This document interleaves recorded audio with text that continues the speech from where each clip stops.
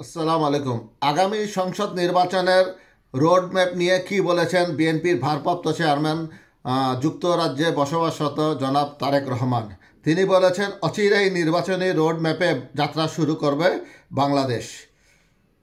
বিএনপির ভারপ্রাপ্ত চেয়ারম্যান তারেক রহমান বলেছেন অচিরেই বাংলাদেশ একটি নির্বাচনী রোডম্যাপের মাধ্যমে গণতন্ত্রের পথে এগিয়ে যাবে।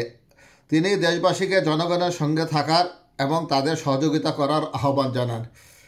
অর্থাৎ দেশবাসীকে বিএনপিকে সর্বাত্মক সহযোগিতা করার জন্য তিনি আহ্বান বা অনুরোধ যেটাই বলেন সেটা করেছেন। রোববার 15ই ডিসেম্বর বিকেলে রাজধানীর ইঞ্জিনিয়ার্স ইনস্টিটিউশন মিলনায়তনে বিজয় দিবস উপলক্ষে বিএনপির আয়োজিত আলোচনা সভায় ভার্চুয়ালি বক্তব্য দেন জনাব তারেক রহমান। সভায় সভাপতিত্ব করেন বিএনপি মহাসচিব মির্জা ফখরুল ইসলাম আলমগীর। দলের শীর্ষ নেতারা এ সময় উপস্থিত ছিলেন। তারেক রহমান বলেন, লাখো প্রাণের বিনিময়ে অর্জিত এই বিজয়ের 54তম বার্ষিকীতে দেশবাসীকে জানাই বিজয়ের আন্তরিক শুভেচ্ছা। 1971 সালের মুক্তিযুদ্ধের চেতনায় সাম্য ও মানবিক মূল্যবোধ প্রতিষ্ঠায় আমাদের সবাইকে ঐক্যবদ্ধ হতে হবে। তিনি আরও বলেন, তাবেদার অপশক্তি দীর্ঘ সময় ধরে দেশকে পিছনের দিকে টেনে নিয়ে গেছে। তবে 5ই আগস্ট জনগণের আন্দোলনের মুখে মাফিয়া চক্রের সরকারের পতনের মধ্য দিয়ে স্বাধীনতার গৌরব আবারও রক্ষা পেয়েছে। তারেক রহমান জনগণের ভোটাধিকার হরণের অতীত ঘটনাগুলো তুলে ধরে বলেন, গণতন্ত্রের কেন্দ্রবিন্দু হচ্ছে জনগণ।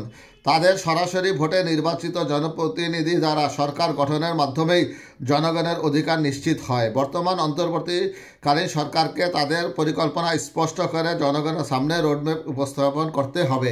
অর্থাৎ তিনি বর্তমান সরকারকে চাপ দিচ্ছেন যে জনগণকে একটা স্পষ্ট রোডম্যাপ জানানোর জন্য। তারেক রহমান ডেঙ্গুতে মৃত্যুর বিষয়টি উল্লেখ করে বলেন, প্রতিদিনই মানুষ ডেঙ্গুতে মারা যাচ্ছে। নিত্য প্রয়োজনীয় জিনিসের দাম বৃদ্ধি জনজীবনকে কঠিন করে তুলেছে।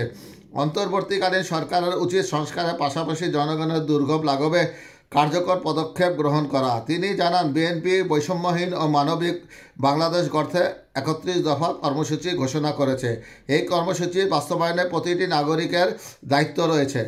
আলোচনা সভায় আরও বক্তব্য দেন বিএনপির স্থায়ী কমিটির সদস্য ডক্টর খন্দকার মোশাররফ হোসেন, ডক্টর আব্দুল মঈন খান, নজরুল ইসলাম খান, সেলিমা রহমান সহ আরও শীর্ষস্থানীয় নেতারা। উল্লেখ্য যে তারেক রহমান আগামী নির্বাচনে যে রোডম্যাপ চাচ্ছেন, ইতিমধ্যেই অন্তর্বর্তীকালীন সরকারের প্রধান উপদেষ্টা তা স্পষ্ট করেছেন কিভাবে কখন নির্বাচনের রোডম্যাপ ঘোষণা করা হবে।